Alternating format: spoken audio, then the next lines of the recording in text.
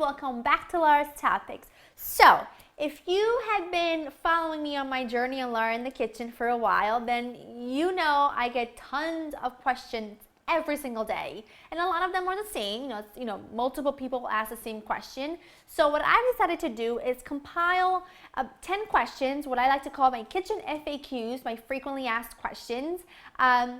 These are what I probably get asked more than anything else kitchen related. So if I'm missing anything, please feel free to comment below. I'll do another one of these. I'll do 4 of them. I'll do 5 of them. I'll do whatever you want. Just if I haven't answered a question you wanted to know, then just leave your question down below. So we're gonna go straight into it. Now a lot of you want to know why I use unsalted butter instead of salted butter, and this answer is very simple. I don't like that I can't control how much salt is in the butter. I find salted butter to be very, very salty, and it's delicious spread on toast or in a bagel, but I bake a lot, I use butter a lot, and I like to be able to control how much salt goes into it, especially when I'm baking, because I find that if I use salted butter and I don't use salt like myself, like extra, it still comes out very salty. So I use unsalted butter and then just add just enough salt to make that dish kind of pop and for the flavors to come to life. Next question is, can you substitute baking powder for baking soda? And the answer is no. If a recipe calls for baking soda, it's usually because baking soda helps, say, batter to spread, like spread out, and also give it texture. And baking powder is used to make things rise. So they're they do 2 different things. So they serve 2 purposes. So if a recipe calls for baking soda, use baking soda. If a recipe calls for baking powder, use baking powder. Don't mix the 2. Next question is, what kind of red and white wine do you use when you're cooking with wine?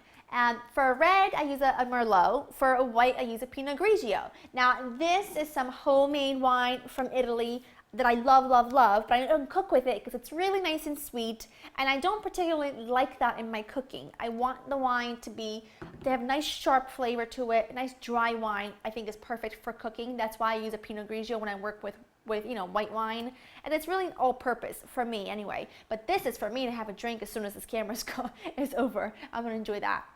Next question is right along the wine theme, is what can I substitute when cooking with wine in a recipe that calls for wine? If a recipe calls for white wine, I always substitute chicken stock. Now, it's a little tricky if you're making, say, for example, my fish piccata. I use white wine in that, but you don't want to use chicken stock because it competes with the flavor of the fish. So do you get what I mean? So it's a little tricky, and you don't want to use fish stock because then it's very fishy. And you don't really want to use vegetable stock because then it's overwhelmingly sweet because the vegetables are so sweet. But so what I do is I take a little bit of vegetable stock and dilute it with a little bit of water. If a recipe that I'm using for fish calls for wine and I don't want to use wine, that's what I use. Say I'm making chicken piccata, then you can substitute chicken stock because you're working with chicken. If a recipe calls for red wine, substitute some beef stock. It'll work just as well, I promise.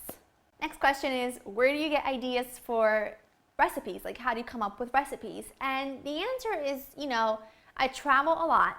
So I'm always getting inspirations for new places, from new restaurants, from places I've never been before. I went to San Francisco a little while back, and I was so amazed by the seafood and just the way that they cook seafood and the flavors of their food. It just was unbelievable.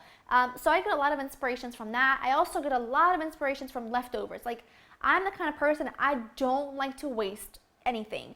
Sometimes I'm a little bit extravagant, like I'll buy a bit too much, but I don't like to waste anything. So I really like to use everything to its last possible seconds.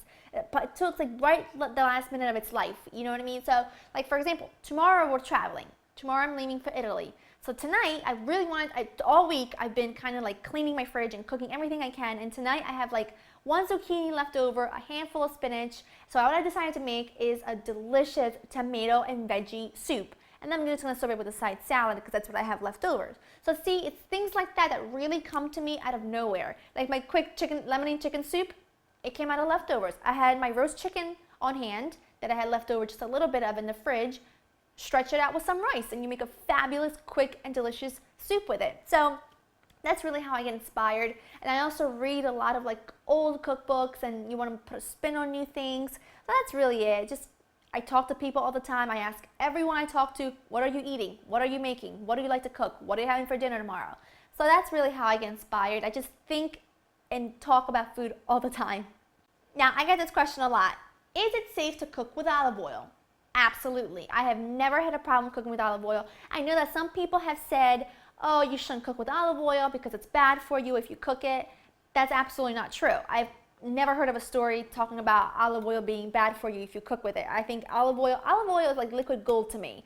I only need olive oil, salt, and that's it in my pantry at all times, and I feel good. Well, maybe some Parmigiano Reggiano, but anyway. Now, if I'm deep frying, I don't want to use olive oil because olive oil, extra virgin olive oil especially, does not have a high smoking point. It doesn't have a high burning temperature. What happens is, if I wanted to deep fry with olive oil, it would burn. It would burn very, very quickly. So when you're deep frying, that's when you want to use a vegetable oil, a peanut oil, a canola oil, a very flavorless, colorless oil that you can bring to high temperature without burning, without getting bitter, without smoking your whole house up and smelling awful. So olive oil, not good for deep frying. Perfect for cooking anything else. My choice all the time. I'm not big, I don't deep fry a whole lot. Once in a while, absolutely, everything in moderation. That's why you'll see me use a vegetable oil or a canola oil or a peanut oil when I am frying.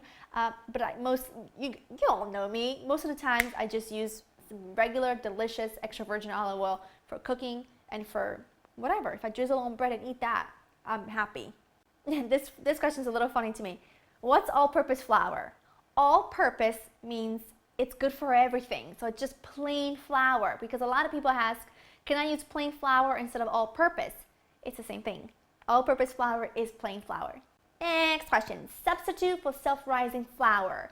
Self-rising flour is no more than just some flour with baking powder and salt already added to it. So if you don't have self-rising flour on hand, or you can't find it at your local supermarket, then to every cup of regular all-purpose flour, you want to add 1 teaspoon of baking powder and a half a teaspoon of salt to every 1 cup. Like a quarter to a half a teaspoon of salt to every 1 cup of all-purpose flour. Next question. You'll know the answer to this if you follow me on Facebook, which you totally should. What happens to the food when done filming? I love having my friends over, and I love just hanging out with my friends. I don't like to call it entertaining because it just sounds so formal, and I'm not a formal person. So my friends come around all the time, especially if I'm filming, because then they know there's going to be a lot of food around. So as soon as the camera's done, everyone just kind of digs in. Now, there are times when it's just my husband and I filming, so we'll eat it. All the food gets eaten. If I am doing a big batch of cookies or something, I love to bring them to my local post office or to friends and family. I'll just drive around town and put them all in packages and just kind of bring them to people as little care packages during the week. It's something to look forward to, and I just think it's a nice thing to do. Leave them for your mail guy. You make sure you always get your packages on time that way. But yeah, just really share with all my friends. I share with my family. I eat. I love to eat. You know that. So everything gets eaten, I promise. Last question, which I have been getting so much lately, is really not kitchen related, maybe kind of sort of. Will I do the cinnamon challenge? No. Not right now. I don't think I ever will, but no. That is just frightening to me. I don't know why anybody would want to do that. I just know that a little too much cinnamon makes me gag already. I can't imagine an entire tablespoon of it. I could not do that. I will not do that. I think it's crazy. If you want to eat cinnamon, make a cinnamon roll. Enjoy it the right way. Why are you gonna choke on it? But that's about it. Those are all the questions. If you have any more questions for me that I haven't answered, please feel free to leave them down below. I love reading all your comments and kind of getting ideas, and then, oh, I didn't answer that question and whatnot. So yeah, leave them down below. You know how it works. I'll come back in a little bit. I'm sorry for the delay. It's been so long since I posted a video. But if you do follow me, you know that I've been working on the new channel, on the Hungry channel. I've been working on Lauren in the Kitchen. I've been traveling a lot. I'm leaving for Italy tomorrow. And again, you should definitely follow me on Facebook. I post pictures all the time. I'll be definitely posting a lot of posts about while I'm in Italy posting pictures. And if all of you want to see my husband, he's not going to be on camera. He's behind the camera, and I love everybody's like, oh, just put the tripod up. But listen, if you want to see what he looks like, just follow me on Facebook. I post pictures of us all the time. Like, just follow me on Facebook, and you'll get to see a lot of insight of like my everyday life. You'll hear me complain about the fact that I'm overpacking for a 10-day trip like I'm moving. So thank you so much for all your support and sticking around. I know I'm kind of, slacking a little bit on making more videos. I want to make more videos for this channel. I have so many ideas. And if you have a lot of ideas for me, leave them down below, and I'll come back in a little bit with another video for you. I'll see you guys next time. Bye-bye. Cinnamon. Should I do the cinnamon challenge? I don't feel like choking today, so negative. But I do like me some cinnamon. So I'm gonna go make myself some cinnamon rolls.